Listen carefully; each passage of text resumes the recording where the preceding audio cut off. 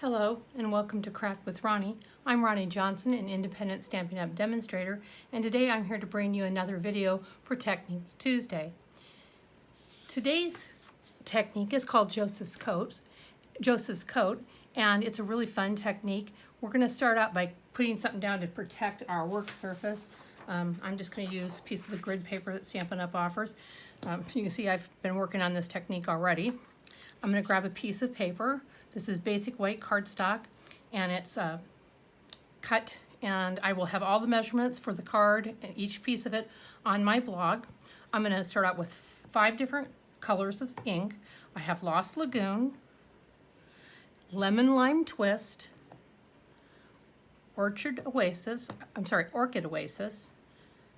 Bubble Bath, and Lemon Lime Lolly. I'm also going to be using my Stampin' Blends, take that back, my blending brushes. I keep these and I kind of like identify the family color that I'm using. This one is this Orchid Oasis. It's kind of a purpley blue. It's a real pretty color. I'm going to pick up some ink, tap off so I don't get a big blob, come in and I'm going to add some color. Pick up some more and add some more color.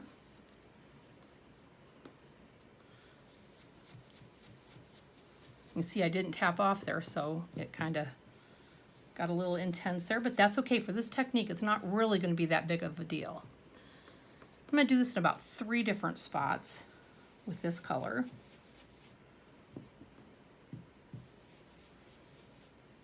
Okay. Close that up because, yeah, I will have my hands in it. We've talked about that one before. Lost Lagoon. Again, just going to pick up some of the color right off the pad.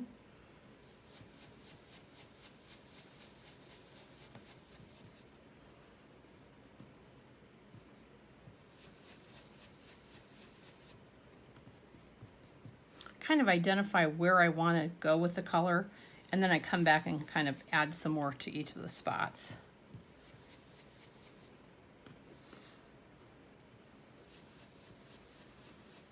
Okay, that looks good.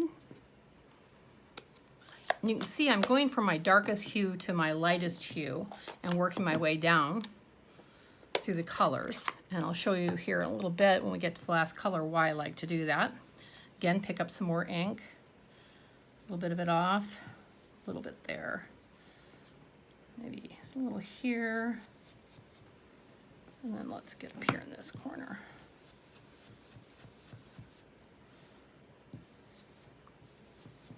Okay,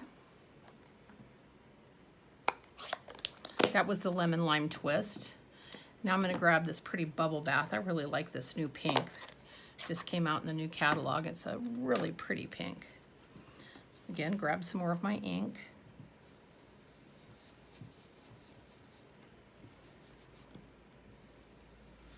Make those colors as intense as you like them to be.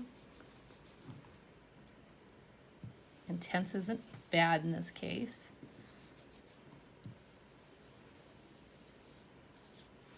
And I think I'm going to put a little over here.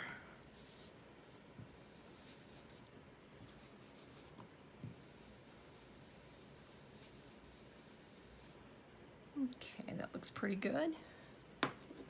My last color, the Lemon Lolly, is a really pretty soft yellow. And the reason I choose to use it last is I like to use it to kind of blend everything together and fill in any white.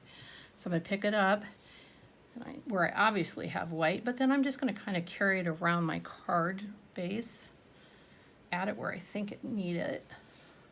You can see when you start adding it with some of the other colors, it kind of intensifies some of them as well.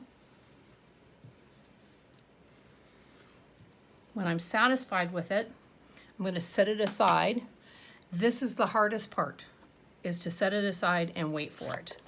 But if you don't, I will show you when I got a little impatient earlier today, and I was just such a big hurry to do it. I didn't let it dry completely, and so I ended up with some problems with my embossing powders. So I'll explain that to you here in a minute. So I'm going to set that off And generally, if you can let it sit overnight, that's even better. Set it off to the side, and I have one here that I completed earlier. I'm going to take my embossing buddy, cute little thing. It's got like a cornstarch powder or something in it that keeps like the stuff from your hands and stuff off the card, and makes the keeps the embossing powder from sticking to spots you don't want it to stick to. This stamp is from the inked and tiled set. I just really like it, so I'm going to grab it. I'm going to grab my Versamark. Remember, I explained this one is kind of like almost like a glue. That's why it works with the embossing powder. Ink it up real good, and I'm just going to start stamping.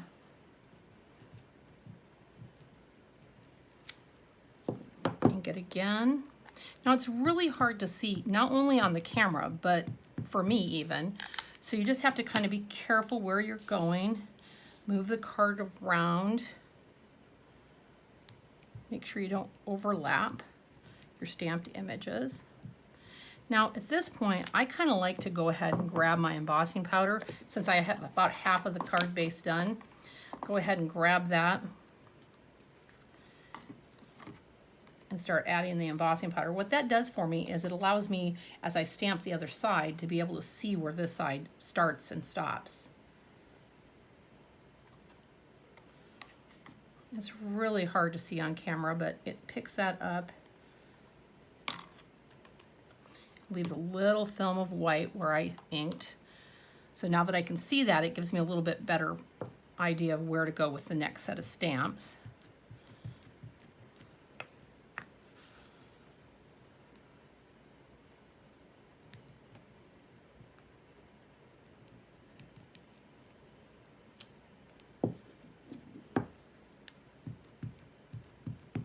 Oh, and by the way, when you're embossing, using embossing powder, you know, I always say, you know how I know that.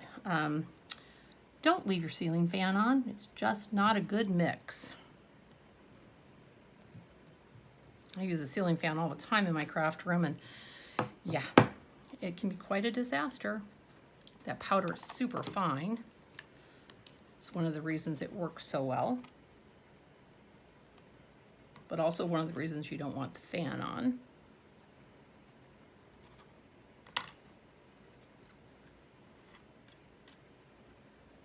Okay, and I just kind of take it and flick the back a little bit just to make sure I got all that powder off.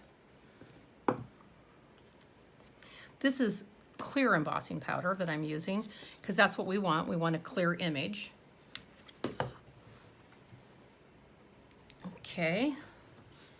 Sorry about that. Let's see here. Go ahead and grab the heat tool. Now, it takes a little bit.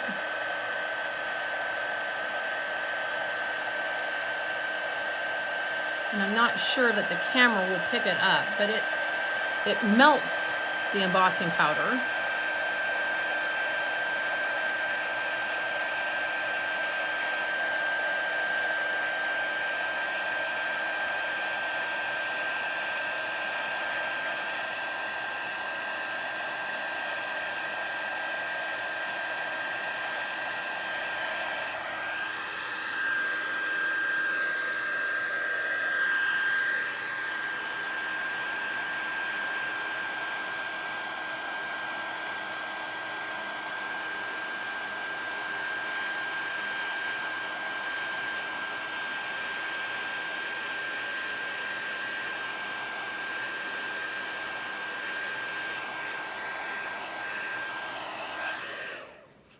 Okay, I'm not sure if you can see that, but it's embossed now. I'm going to grab another piece of scrap paper because now we're going to get inky. Now that we have everything embossed, we're going to bring our, sorry, wrong one. We're going to bring in our Memento ink. This is Tuxedo Black. And I just re-inked it because I've made several of these projects. And I'm going to start swiping the card. I'm going to swipe it. And you can't do this without getting ink on your hands, but it's so worth it when it's done. I'm just going to kind of get my ink all over. And you see how it's resisting where I had the Versamark and the embossing powder.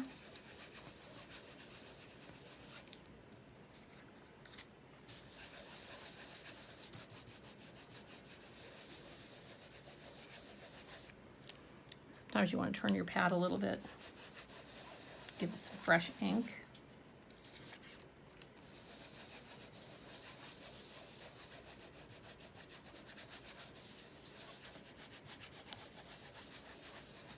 When you're satisfied that you've got pretty much everything that's not embossed covered in the memento, excuse me for just 1 second while I grab a paper towel.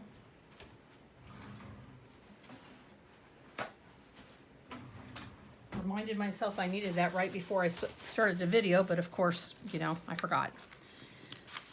That's life. So I'm going to move this off, and here's where we're really going to see the magic happen. I'm going to hold my card, and I'm going to start rubbing. And the more I rub, the more I take that excess black off of where it's been embossed, and the more vibrant my stamped image becomes.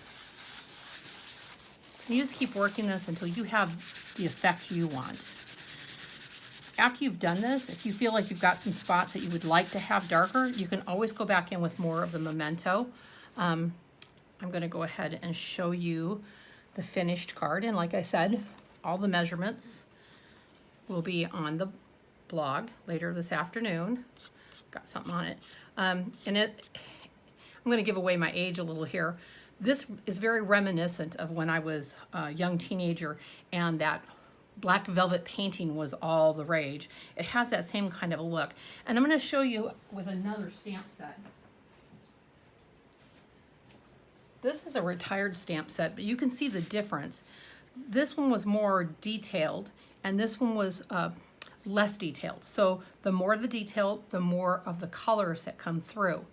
When I was playing around, I did this one. This is a current set on the online exclusives, but I got a little too even, and it just doesn't look as good as having something that's just kind of random pattern.